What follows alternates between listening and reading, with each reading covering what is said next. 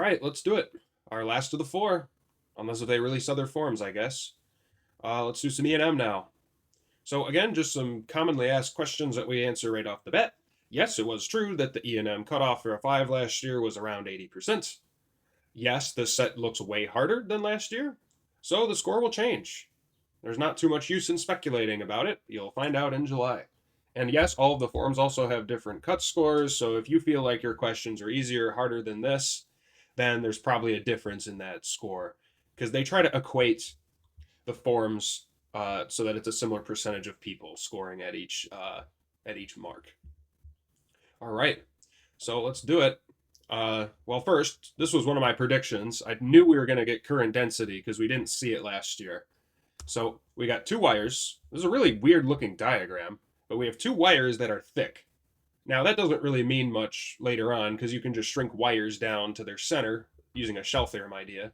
But one of these wires has current density, the other wire does not. Our first question wants the magnetic field at this point P, a distance A from the center of wire S due to only wire S. Well, we got current density, so of course we're going to use Ampere's law, because we know that this magnetic field is going to circulate around the wire. So there's sort of a circle going into and out of the page here. So we're going to use Ampere's law.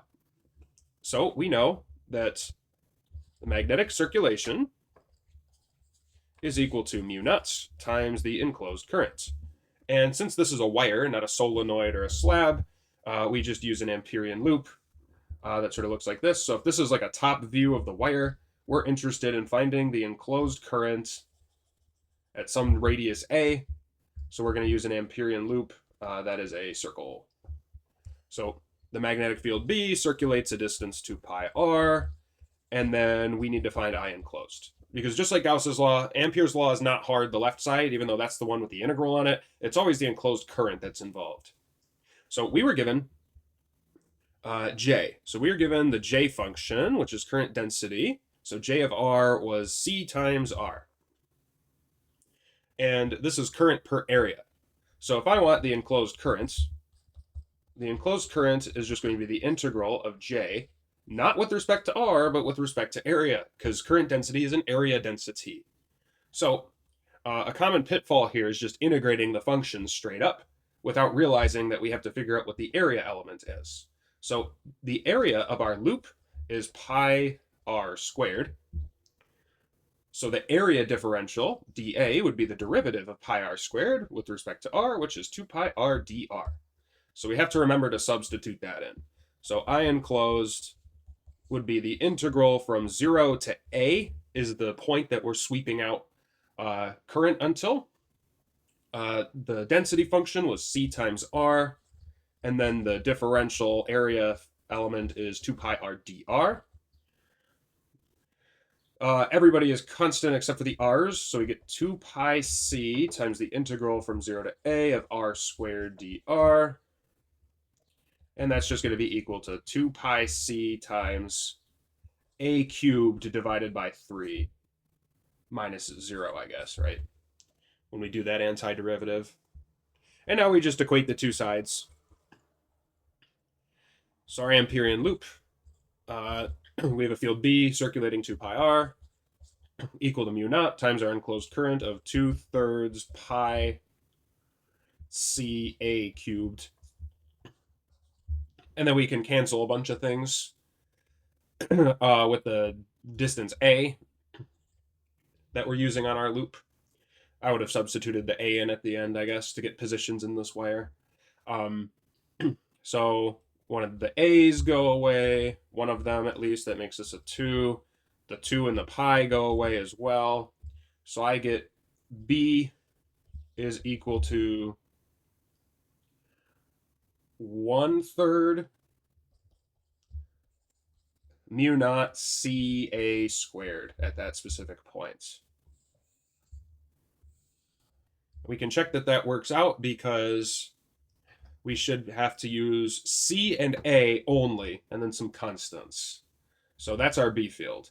Now this is a derivation by itself in A, so it's worth 5. 1 point multi-step for Ampere's law. 1 point for using a circle of radius r or just radius a. You can substitute the a whenever you want. Makes more sense actually to probably plug in the a right here. Then you get a point probably for integrating using current density, like the expression, trying to substitute into that.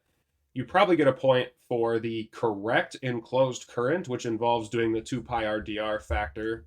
And then you probably get a point for either the correct answer or a consistent substitution. Not quite sure what they'll go for here. I think at least 3 of the 5 points are pretty gettable there. This is a far cry from mechanics number 1. All right, sketch a graph of the net B field between 2A and 9A. And there's grids, which means the height is probably scored in some way. So let's see what's happening. So this is the outside the wire region. So we want the B field in this middle region here. Now if I do my right-hand rule, I curl my fingers, and my fingers go into the page to the right of wire S. So wire S is generating a field into the page in this region, and wire T also generates a field into the page in this region. So the fields are additive. And it also gives us earlier in this problem that the total current is the same for each of these wires. So how do we model the actual formula here? Well, just like with Gauss's law, where you can shrink spheres down to points, you can do the same thing with the wires. So essentially, you can just model this as an infinitely thin wire at 0 carrying current up, and an infinitely thin wire carrying current up or down at 10. So I might reduce my diagram. I might reduce my diagram to this to make my life a bit easier.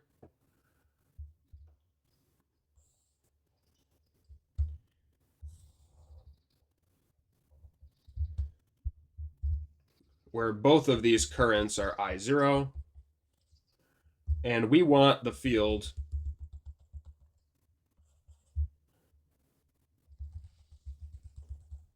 on this interval. So we are also indicating the fact that the 10A, the wire that's centered at 10A is less thick. So we're actually getting closer there, which is, I think, the hardest point on this problem. So notice if you're really close to one of the wires, your field is going to get strong, but then the field is going to decay as you get far away. But as you get far away from one wire, you get close to the other, so the field should pick up again. So we're going to get something like this, where you're going to have some sort of field strength, then it dips down, then it comes back up. But we have to figure out sort of the relative heights, how they compare. So notice that we're going from 2A to 9A. So 2A, you're a distance of 2 units from the closest wire, but at 9A, you're only 1 unit from the closest wire. So actually, the field should be bigger at 9A versus 2A. So I believe the curve that they're going for is going to be probably this, where it's some sort of curve that is minimized at 5A and is maximized at 9A. Now, I don't know if it has to be right at 5A. I mean, someone can definitely check me on that. I haven't worked these out ahead of time, except for the lab graphing. But this seems to be right to me. I feel like it should be minimized at the center because you're at maximum distance from both wires at that point. So for the graph, how do we get the graph?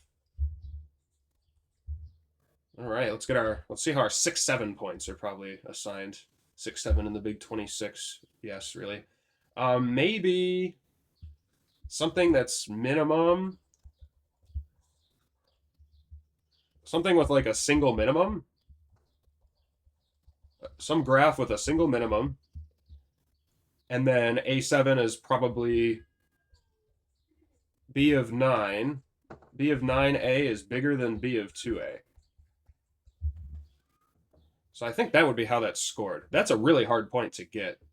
This is a very non-standard graph. Although, if you're really interested in it, which you should probably do, you could actually write that the net B field would be equal to mu naught I over 2 pi distance from 0, which is x, plus mu naught I over 2 pi distance from 10a, which would be 10a minus x.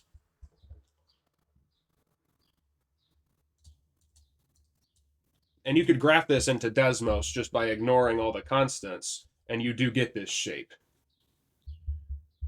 So you could actually verify this by plugging this into Desmos. And then part B, we're just putting a sphere at 5a, and we're sending it at a rightward speed, and we want to find the magnetic force strength on this sphere. So doing this, well, if we want magnetic force on a charge, it's definitely just F equals QV perpendicular B. And we know at this point from the previous part, the B field is just into the page. So right-hand rule, everything's nice and perpendicular there. So all we have to do is find the net B field at that location. So the net B field is going to be B from S plus B from T. And B from a wire is mu naught I over 2 pi r.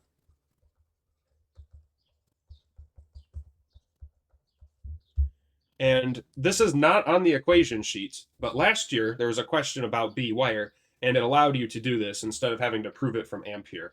I doubt you have to prove this from Ampere's law. You could just say B times 2 pi r equals mu naught I and get this, but many people have this memorized, so I think this is a valid starting point. Now, both currents are I0.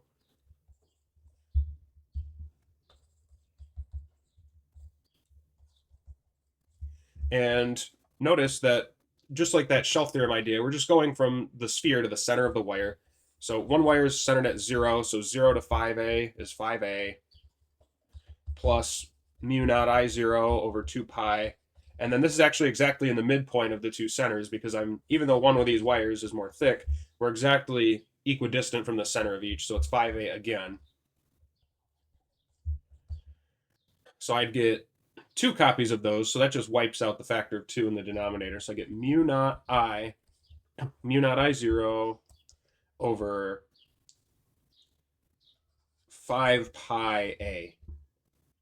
So then my net magnetic force is just going to be Q times V times that.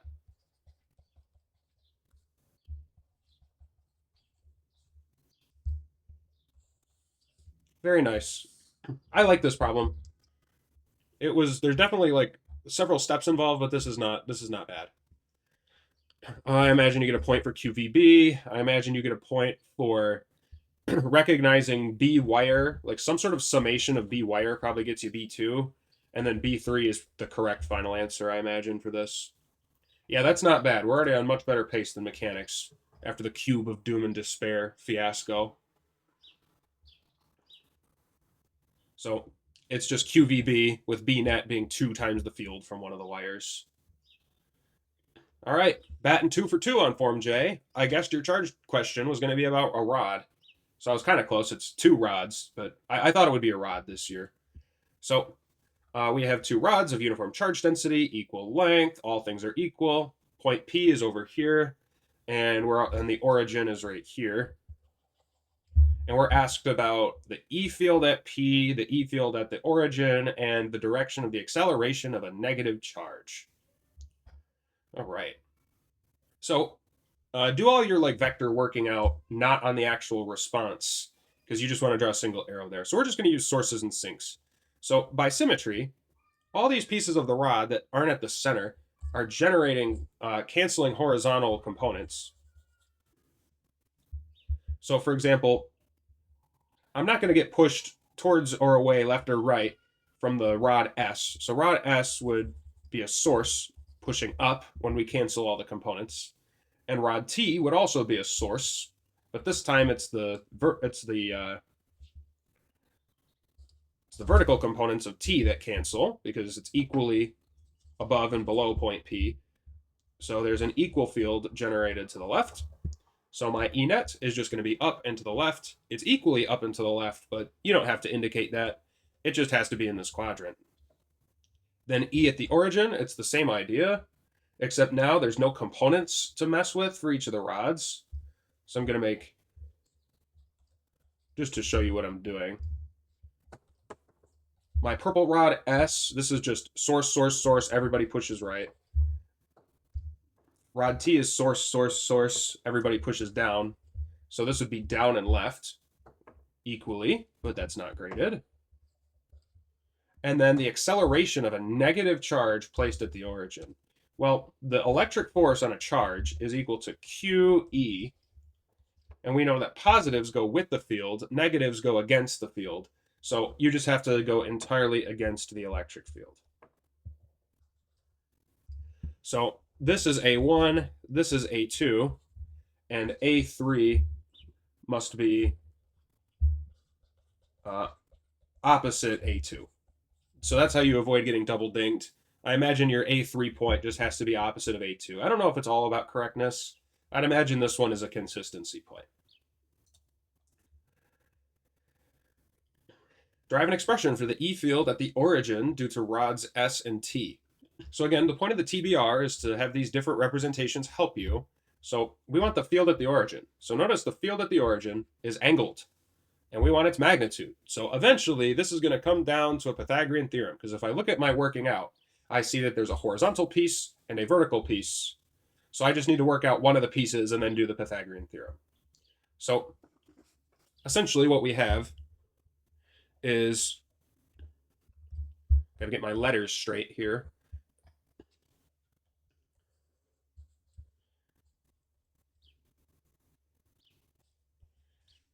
We have an E field generated by rod S pointing right, and then we have an E field generated by rod T pointing down. So then the net E field is just going to be the hypotenuse of this triangle.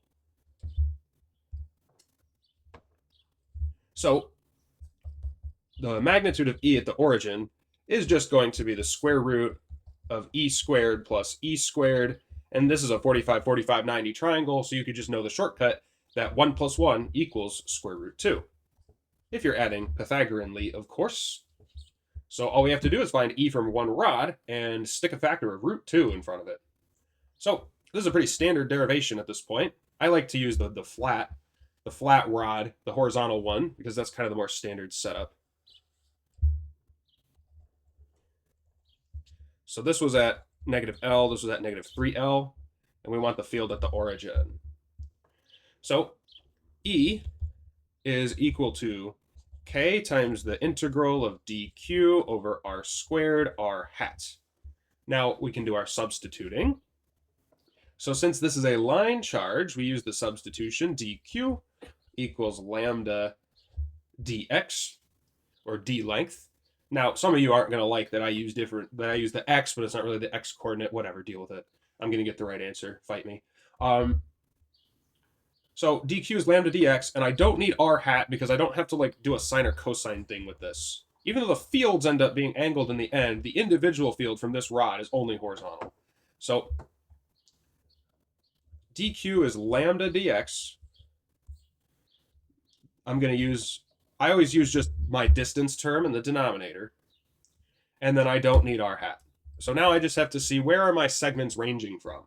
Well, the closest piece of my rod is L away, and the farthest piece of my rod is 3L away. So all I'm doing is I'm ranging from L to 3L. K and lambda are constants.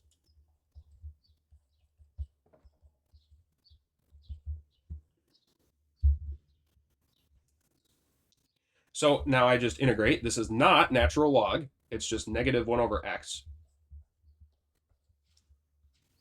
So then I get k lambda, after moving some signs around, this would be 1 over L minus 1 over 3L, which would be 1 minus a third, so 2/3. 2/3 k lambda over L. So then I just say that my net E field at the origin is just square root of 2 times the E field from one rod.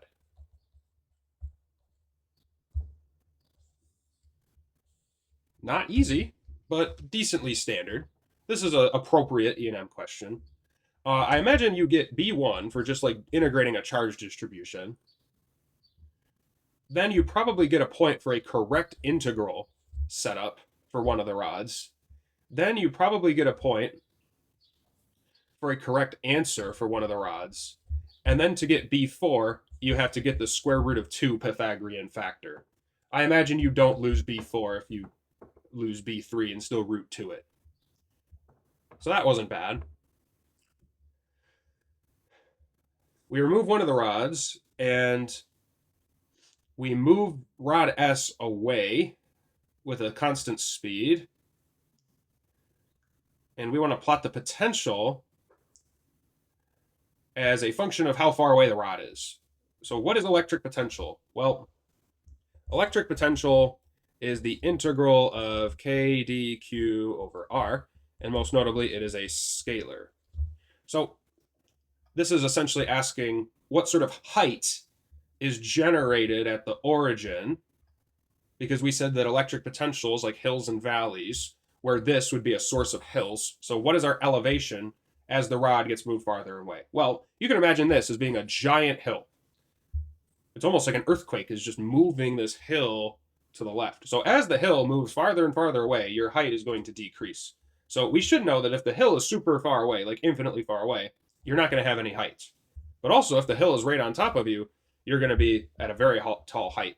So this should be actually an asymptote, just 1 over r type graph.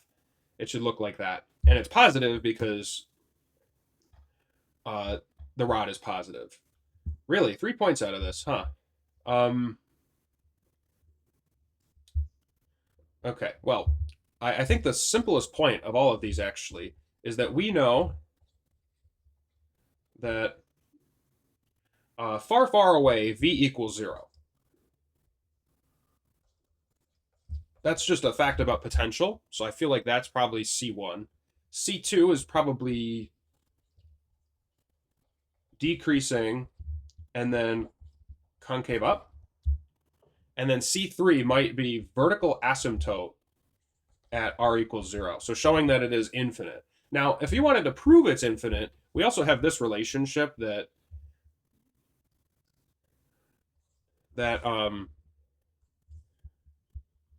delta v would be the negative of the integral of e dr. So you can actually integrate this expression with a variable coordinate. You get a natural log thing, and you would see that natural log of 0 shows up, which is undefined. So this does work. Really, 3 points out of this graph. Interesting. Then it says we do the same thing, except we have a positive rod and a negative rod moving away from each other. So now there's a hill moving away from me to the left, and there's a valley or a hole moving away from me up, and it asks how our graph will change. Well, we know that v is equal to the sum of all of the individual potentials, and it's a scalar. So if we're just moving these opposite charges away from each other, rod S is a hill, rod W is a valley, distances are the same, charges are the same, so the hill and the valley actually cancel. And since they're going to be equidistant at all times, we have a hill and a valley canceling each other at all times. So since v is a scalar and charges / distances are always equal and opposite,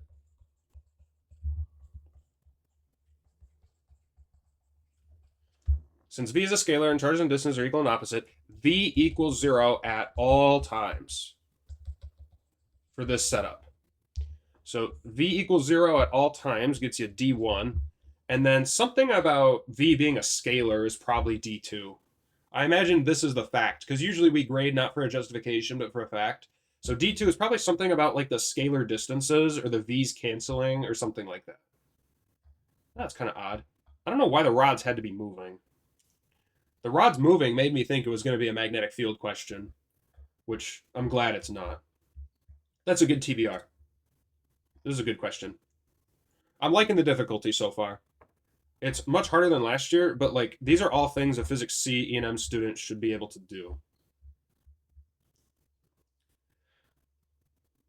All right, now this is a funky one.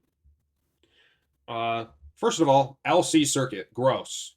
I see an L and I see a C, and I instantly just think gross. But students will want to collect data to determine the inductance of an inductor. The students have access to multiple charge capacitors, each of different capacitance. They have a voltmeter that gives the potential difference as a function of time. They have different capacitors and a voltmeter that gives like an output function. So what can be measured? Well, we use our tried and true lab stem. Measure blank,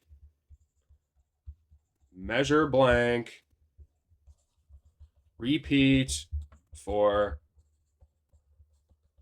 multiple values of blank.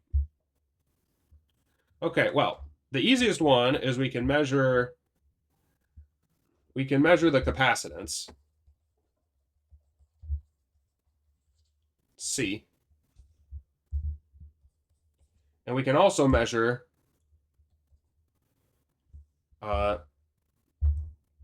delta V across the capacitor as a function of time. And we'll come back to figure out what we want from that. And we're going to repeat for multiple values of the capacitance C. So we're going to use the equipment they give us. So why is this like potential difference across the capacitor helpful? Well, this is LC. So what do we know about LC? Well, we know that for LC circuits, everything oscillates. So the voltage across this capacitor as a function of time is going to make some sort of a sinusoid pattern. And the fact that we're not given anything like current tells us that this isn't going to be an energy problem. So the relevant fact is going to be omega is 1 over square root LC. And omega is related to the period.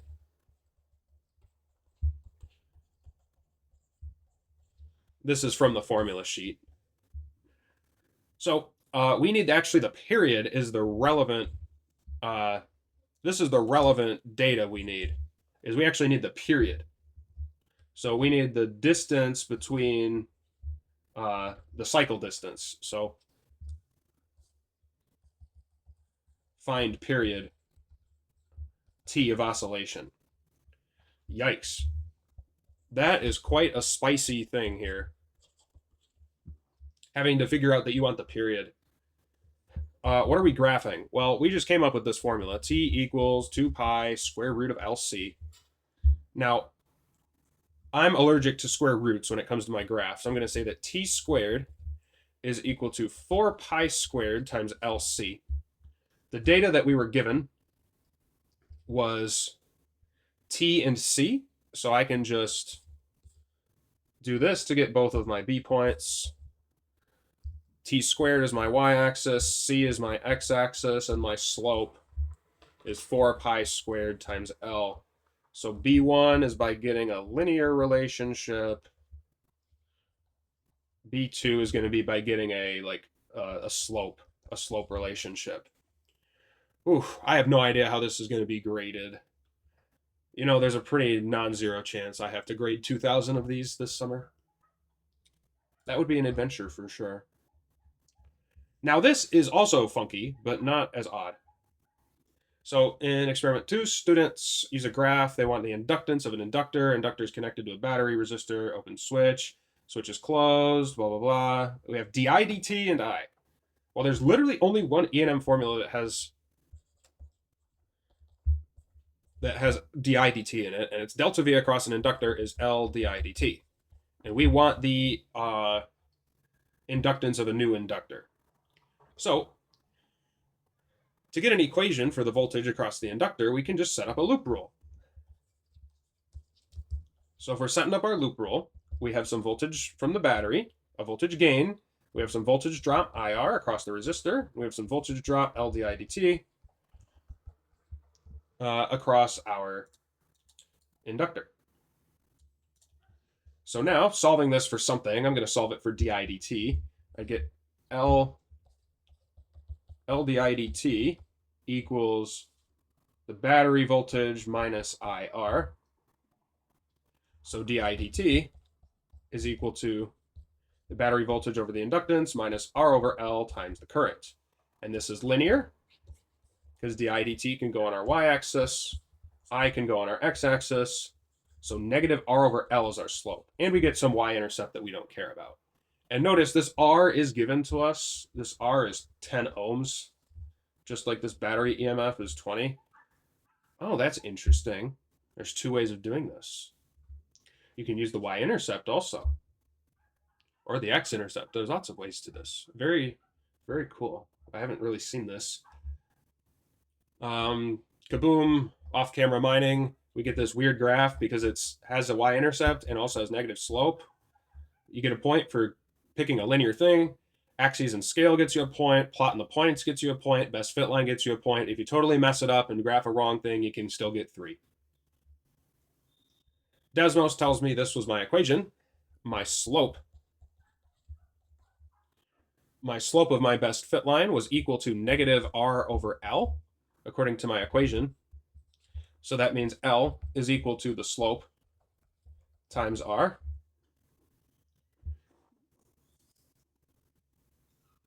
With a negative sign. So it would be, nope, that's not true. 1 over L would be equal to that. So that would mean that L times slope is negative r. So L is equal to negative r divided by the slope. So I'd get negative 10 divided by negative 345. And this is roughly 0.029 henries. 0.029 henries, or 29 millihenries. That's kind of interesting. You get a point for like the graph relationship, and you get a point for the answer. Now you could also do the y-intercept or x-intercept stuff to get that as well. So I think there's like 3 unique graph features you could use to get this L value. Pretty cool. All right, let's do a QQT real quick. In scenario 1, a square conducting loop has this resistance. The loop is fixed. This is our function. We want to find the direction of current at this time interval without manipulating. Well, I don't know really how you do it with manipulating. So this is just a standard like cosine curve where like it just counts by quarter cycles. So our B field through our loop is basically doing this. So we're asking what is true about the induced current on this interval.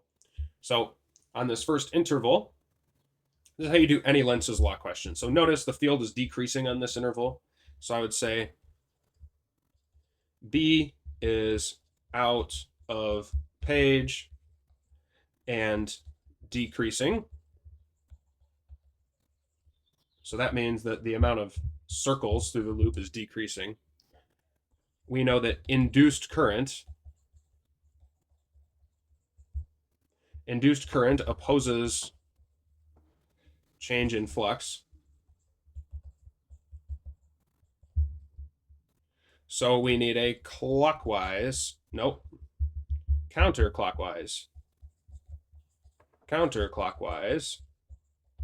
current to oppose flux change. Because if our circles are going down, we need more circles. We need to restore the circles. Yeah, interesting. They went with a Lentz here. No, I cannot circle this correctly. A1 is the choice. I feel like just saying this and this gets you the points. Stating Lenz's law is certainly one of the points, and then just saying a fact about the flux. That's always how I teach people to do Lenz's law derivations. State the fact about the flux, state the fact that induced current opposes change in flux, and then bring it all together with a conclusion. Now we got to derive an expression for I as a function of t. Well, this is induction, so we know that the EMF induced is the magnitude of d flux dt. Negative signs are just negative signs don't really matter with these types of problems. But we can we'll put the negative because I'm sure that's what the standard solution will be. So negative d dt. What is flux? Flux is B times A.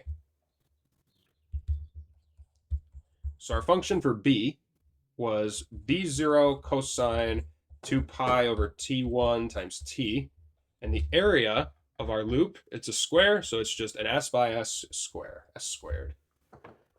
And that derivative, chain rule, would be b0 s squared are constants times negative sine of 2 pi over t1 t times chain rule factor 2 pi over t1, which is omega, by the way.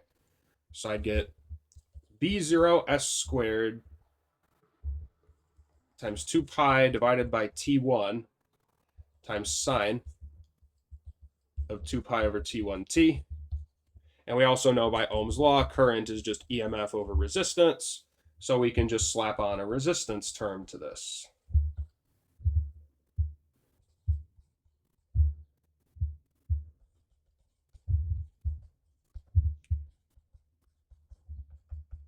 For I. Okay, that was interesting. I don't know if we needed that many letters to test Faraday's law, but alas, that should be it. What happens if we double the side length and the resistance? What happens to the max current? Well, this is a sinusoid, so that's just oscillating between that. So our expression for the max current is just the amplitude. So I max is equal to 2 pi b0 s squared divided by t1 times r. So if we double the loop size, that goes up by 2 squared. And if we double the resistance, the bottom goes up by 2 squared. And that's equal to 2 times the original. So the new current is greater.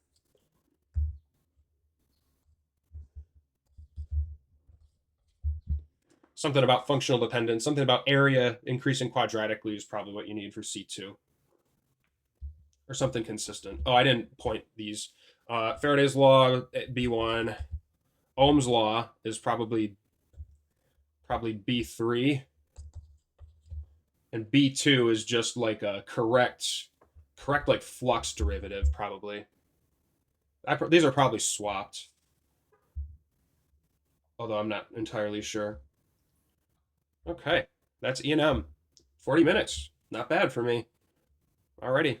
Yeah, I thought this was fair. Definitely like much harder than last year, but nothing wacky. These were just good E&M problems. This was a really fun set to do. I hope they release the other forms, or at least some other ones. That would be fun to do too. Alrighty.